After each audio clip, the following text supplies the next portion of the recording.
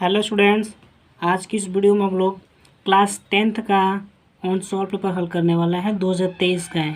Class 10th का on solve paper हल करने वाला है। ठीक, 2023 का है। सेट नंबर हमारा पहला है, 824 EJ है हमारा कोड नंबर है। ठीक, तो चलिए स्टार्ट करते हैं। तो सबसे पहले हमारा दिया है क्या, खंड अ। खंड अ में हमारा क्या दिया है, तो बहुविकल्पीय प्रश्न दिया है। तो सबसे पहले हम लोग बहुविकल्पीय प्रश्न देखते हैं। तो हमारा क्वेश्चन क्या है, सबसे पहला हमारा क्वेश्चन क्या है, तो किसी वस्तु का अवतल दर्पण द्वारा बना प्रतिबिंब आभासी सीधा एक वस्तु से बड़ा पाया जाता है, तो वस्तु की स्थिति कहाँ होनी चाहिए। ठीक, कौन सा हमारा दर्पण दिया है, तो अवतल दर्पण दिया है। तो अवतल दर्पण द्वारा बना प्रतिबिंब आभासी और सीधा बनेगा। तो आभासी और सीधा और वस्तु से बड़ा, तो आभासी हमारा कब बनता है, हमारा आभासी अवतल दर्पण में एक ही कंडीशन में बना रहता है, और वस्तु हमारा वो कहाँ रहता है, तो ध्रुव और फोकस के बीच रहता है। तो हमारा पहला ऑप्शन हमारा क्या दिया है, मुख्य फोकस तथा वक्रता केंद्र के बीच हो। तो ये इसमें नहीं बनेगा, क्योंकि मुख्य फोकस और वक्रता केंद्र के बीच हो तो हमारा प्रतिबिंब कहाँ बनता है, अनंत और वक्रता केंद्र के बीच में बनता है। तो ये ऑप्शन हमारा नहीं होगा। दूसरा ऑप्शन हमारा क्या दिया है, वक्रता केंद्र पर हो। यदि हमारा वस्तु वक्रता केंद्र पर हो तो उसका प्रतिबिंब कहाँ बनता है, तो वक्रता केंद्र पर ही बनता है। तो ये भी नहीं होगा। और हमारा सी ऑप्शन क्या दिया है, वक्रता केंद्र से परे होती, ये भी हमारा ऑप्शन नहीं होगा। और हमारा डी ऑप्शन क्या दिया है, दर्पण के ध्रुव तथा मुख्य फोकस के बीच हो, तो ये हमारा सही उत्तर हो जाएगा। तो ऑप्शन हमारा डी नंबर सही हो जाएगा। तो हमारा क्वेश्चन क्या था, किसी वस्तु का अवतल दर्पण द्वारा बना प्रतिबिंब आभासी और सीधा एवं वस्तु से बड़ा पाया जाता है, तो वस्तु की स्थिति कहाँ होनी चाहिए। तो वस्तु हमारा कहाँ पर होना चाहिए, तो दर्पण के ध्रुव तथा मुख्य फोकस के बीच में होना चाहिए। ठीक, दूसरा हमारा क्वेश्चन क्या है, क्वेश्चन नंबर 2 देखते हैं। तो किसी शब्दकोश में पाए छोटे अक्षरों को पढ़ते समय आप निम्न में से कौन सा लेंस को पसंद करोगे। ठीक, तो ए हमारा ऑप्शन क्या दिया है, 50 सेंटीमीटर फोकस दूरी का उत्तल लेंस। बी हमारा ऑप्शन क्या दिया है, 50 सेंटीमीटर फोकस दूरी का एक अवतल लेंस। और हमारा सी ऑप्शन क्या दिया है, तो 5 सेंटीमीटर फोकस दूरी का एक उत्तल लेंस। और हमारा डी ऑप्शन क्या दिया है, तो 5 सेंटीमीटर फोकस दूरी का एक अवतल लेंस। तो ये हमारा सी नंबर ऑप्शन सही हो जाएगा। 5 सेंटीमीटर फोकस दूरी का एक उत्तल लेंस का हम लोग प्रयोग करेंगे। ठीक, अगला हमारा क्वेश्चन क्या है, क्वेश्चन नंबर 3 क्या है, तो किसी गोलीय दर्पण और किसी पतले गोलीय लेंस दोनों की फोकस दूरी प्रत्येक -15 सेंटीमीटर है। तो दर्पण तथा लेंस संभवत होगा, क्या होगा, दोनों अवतल होंगे, दोनों उत्तल होंगे, या सी ऑप्शन हमारा क्या दिया है, दर्पण अवतल तथा लेंस उत्तल होगा। ठीक, डी ऑप्शन हमारा क्या दिया है, दर्पण उत्तल तथा लेंस अवतल होगा। तो किसी गोलीय दर्पण तथा किसी पतले गोलीय लेंस दोनों की फोकस दूरी किस में है, तो माइनस में दिया है। तो वो दोनों लेंस कैसा होगा, तो दोनों अवतल होंगे। कैसे होंगे, दोनों अवतल होंगे। ठीक, तो हमारा पहला ऑप्शन ए नंबर हमारा सही हो जाएगा। अगला हमारा क्वेश्चन क्या दिया है, क्वेश्चन नंबर 4 देखते हैं। क्वेश्चन हमारा 4 क्या है, तो क्वेश्चन हमारा 4, तो मानव नेत्र के जिस भाग पर किसी वस्तु का प्रतिबिंब बनता है वह होता है। ठीक, तो मानव नेत्र के जिस भाग पर वस्तु का प्रतिबिंब बनता है वह होता है। तो मानव नेत्र में हमारा प्रतिबिंब कहाँ बनता है। ठीक, तो चलिए देखते हैं, समझते हैं। तो ये मान लीजिए हमारा क्या है, ये एक आँख है,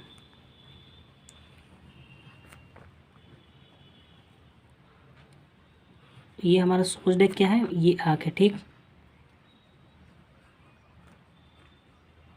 तो ये हमारा क्या होता है, तो ये हमारा कार्निया होता है। तो कार्निया से क्या होता है, प्रकाश जाता है अंदर, ये हमारा कार्निया होता है, ये हमारा प्रकाश जाता है। ठीक, और यहाँ पे क्या लगते हैं, यहाँ पर लेंस लगे होते हैं, क्या लेंस लगे होते हैं। तो जब इसमें से प्रकाश जाता है तो हमारा प्रतिबिंब कहाँ बनता है, तो रेटिना पर बनता है। कहाँ बनता है, रेटिना पर। ये हमारा क्या होता है, तो रेटिना होता है, ये हमारा रेटिना होता है। और ये हमारा ये क्या होता है, तो दृष्टिपटल होता है। क्या होता है, तो दृष्टिपटल क्या होता है, दृष्टिपटल होता है, दृष्टिपटल। तो हमारा प्रतिबिंब कहाँ बनेगा, तो हमारा प्रतिबिंब बनेगा दृष्टिपटल पर। तो ऑप्शन हमारा क्या दिया है, तो कार्निया। तो कार्निया तो नहीं होगा, कार्निया से हमारा प्रकाश अंदर जाता है परितारिका भी नहीं होगा और पुतली भी नहीं होगा। हमारा ऑप्शन हमारा क्या हो जाएगा, तो दृष्टिपतल हो जाएगा। हमारा ऑप्शन नंबर डी सही हो जाएगा। ठीक, तो क्वेश्चन हमारा क्या है, तो मानव नेत्र के जिस भाग में किसी वस्तु का प्रतिबिंब बनता है वह होता है। ठीक, तो वह क्या होता है, तो वह होता है हमारा दृष्टिपटल होता है। क्या होता है, दृष्टिपटल होता है। ठीक, अगला हमारा क्वेश्चन क्या दिया है, क्वेश्चन नंबर 5 देखते हैं। क्वेश्चन हमारा 5 क्या है, दो चालक तार जिनकी पदार्थ की लंबाई तथा व्यास समान है। ठीक, दो चालक तार हैं जिनकी पदार्थ की लंबाई और व्यास क्या है, समान है, और किसी वैद्युत परिपथ में पहले श्रेणी क्रम में, किसमें, पहले श्रेणी क्रम में और फिर पार्श्व क्रम में संयोजित किया जाता है। तो श्रेणी क्रम में और पार्श्व क्रम में संयोजित में उत्पन्न ऊष्माओं का अनुपात हमें निकालना है। ठीक, तो किसी परिपथ है, मान लीजिए ये हमारा ये परिपथ है। ठीक, ये हमारा एक परिपथ है, ये R1 है और ये R2 है, R है, दोनों मान लीजिए दोनों R है। ठीक, एक हमारा परिपथ है और पहले किस में जोड़ा है, तो पहले है श्रेणी क्रम में जोड़ा है। तो श्रेणी क्रम का फॉर्मूला क्या होता है, तो 1/, श्रेणी क्रम का फॉर्मूला क्या होता है, तो R तुल्य बराबर R1 प्लस R2। तो ये हमारा हो गया 2R हो गया। ठीक, R तुल्य कितना हो गया, तो R तुल्य बराबर 2R हो गया। ठीक, तो ये श्रेणी क्रम हो गया। अब समांतर क्रम में देखते हैं, दूसरा किस में, तो समांतर क्रम में देखते हैं। तो समांतर क्रम में फॉर्मूला हमारा क्या होता है, तो समांतर क्रम बराबर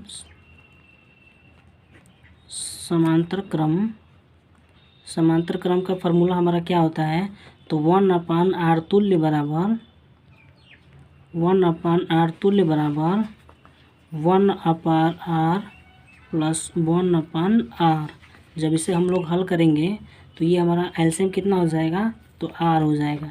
यहाँ पर 1 हो जाएगा प्लस 1 हो जाएगा, तो ये हमारा कितना हो गया, 2/R हो जाएगा। तो हमारा R तुल्य कितना आएगा, तो R तुल्य बराबर R/2 हो जाएगा। कितना हो जाएगा, R/2 हो जाएगा। तो इसका परिपथ बना लेते हैं। समांतर क्रम में इसका परिपथ कैसे बनेगा, ये हमारा R है, ये भी हमारा R है, और यहाँ पर V वोल्ट है, ये R है और ये R है। तो समांतर क्रम में हमारा R तुल्य कितना आया, तो R/2 आया। इसे R तुल्य 2 रख लेते हैं। ठीक, ये R तुल्य 1 है। अब हमें क्या निकालना है, तो हमें ऊष्माओं का अनुपात निकालना है। ठीक, तो ऊष्माओं का अनुपात, तो H बराबर क्या होता है, H बराबर होता है V² इंटू T बटे क्या होता है, तो R होता है। क्या होता है, R होता है। ठीक, तो V² T बटे क्या होता है, तो R होता है। तो ये देखिए, तो ये जो ऊष्मा है, ऊष्मा किसके भी उत्क्रमण पाती है, तो R के।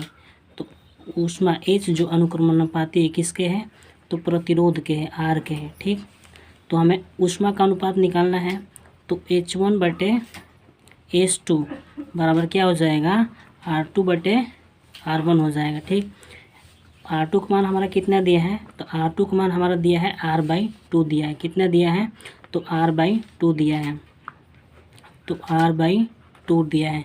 और H1 का हमारा मान कितना दिया है, तो R1 का मान हमारा कितना दिया है, तो R1 का मान हमारा दिया है 2R। कितना दिया है, 2R दिया है। तो R1 का हमारा मान कितना हो जाएगा, तो 2R हो जाएगा। कितना हो जाएगा, 2R हो जाएगा। ठीक, तो R से हमारा R कैंसिल हो गया और 2 यहाँ है, तो 2 इसमें मल्टीप्लाई होगा तो कितना हो जाएगा, 4 हो जाएगा। तो H1/H2 बराबर कितना हो जाएगा, 1/4 हो जाएगा। ये 2 है तो इसमें मल्टीप्लाई होगा तो कितना हो जाएगा, 4 हो जाएगा। तो इसका अनुपात कितना होगा, इसका ऊष्माओं का अनुपात हमारा कितना हो जाएगा, बराबर 1/4 हो जाएगा। कितना हो जाएगा, 1/4 हो जाएगा। तो ये हमारा ऑप्शन नंबर कौन सा सही हो जाएगा, तो ऑप्शन हमारा सी नंबर सही हो जाएगा, 1/4 हो जाएगा। ठीक, क्वेश्चन नंबर 6 क्या है, लघु पथन के समय परिपथ में विद्युत धारा का मान कितना होता है। ठीक, ऑप्शन ए क्या है, तो बहुत कम होता है। ठीक, ऑप्शन हमारा बी क्या है, परिवर्तित नहीं होता है। और ऑप्शन हमारा सी क्या है, बहुत अधिक बढ़ जाता है। और ऑप्शन हमारा डी क्या है, निरंतर परिवर्तित होता है। तो ये हमारा ऑप्शन नंबर सी सही हो जाएगा, बहुत अधिक बढ़ जाता है। क्या हो जाएगा, बहुत अधिक बढ़ जाता है। ठीक, अगला हमारा क्वेश्चन क्या है, क्वेश्चन नंबर देखिए, ये पेपर में से हट गया, सिलेबस में से हट गया है। अगला हमारा क्वेश्चन देखते हैं, क्वेश्चन नंबर 8 क्या है। तो एंटी मनी है, क्या है, एंटी मनी है, क्या है। पहला ऑप्शन हमारा क्या दिया है, धातु है, और या ऑप्शन बी क्या है, अधातु है, या ऑप्शन सी क्या है, उपधातु है, या ऑप्शन हमारा डी क्या है, तो मिश्र धातु है। तो एंटीमनी क्या है, एक एंटीमनी उपधातु है। क्या है, एक उपधातु है। ये हमारा ऑप्शन नंबर सी सही हो जाएगा। ठीक, अगला हमारा क्वेश्चन क्या है, क्वेश्चन नंबर 9। तो लेड नाइट्रेट का रासायनिक सूत्र है। तो ये हमारा लेड नाइट्रेट का रासायनिक सूत्र हमारा क्या है, तो पहला ऑप्शन क्या दिया है, PbNO3। तो ये लेड नाइट्रेट का रासायनिक सूत्र है। तो ये हमारा पहला हो जाएगा, ऑप्शन हमारा ये सही हो जाएगा। ठीक, अगला हमारा क्वेश्चन क्या है, तो निम्नलिखित में से असंतृप्त हाइड्रोकार्बन है। तो असंतृप्त हाइड्रोकार्बन का हमारा फार्मूला क्या होता है, तो C2H2 होता है। क्या होता है, C2 मतलब क्या होता है, असंतृप्त हाइड्रोकार्बन, असंतृप्त हाइड्रोकार्बन, असंतृप्त हाइड्रोकार्बन का हमारा फार्मूला क्या होता है, तो CnH2n होता है। क्या होता है, तो CnH2n होता है। तो CnH2n, तो ये हमारा पहला ऑप्शन क्या दिया है, C2H6। तो ये नहीं होगा, अब n के जगह पर हम 2 रखेंगे तो हमारा क्या हो जाएगा, C2H4 हो जाएगा। क्या हो जाएगा, C2H4 हो जाएगा। तो ये हमारा बी ऑप्शन हमारा सही हो जाएगा। ठीक, तो असंतृप्त हाइड्रोकार्बन है, कौन सा है, C2H4 है। ठीक, अगला हमारा क्वेश्चन क्या है, तो प्रोपेनल क्या दिया है, तो प्रोपेनल में क्रियात्मक समूह कौन सा जुड़ता है, तो ये CHO क्या होता है, तो ये हमारा एल्डिहाइड समूह है। क्या है, तो ये हमारा एल्डिहाइड समूह है।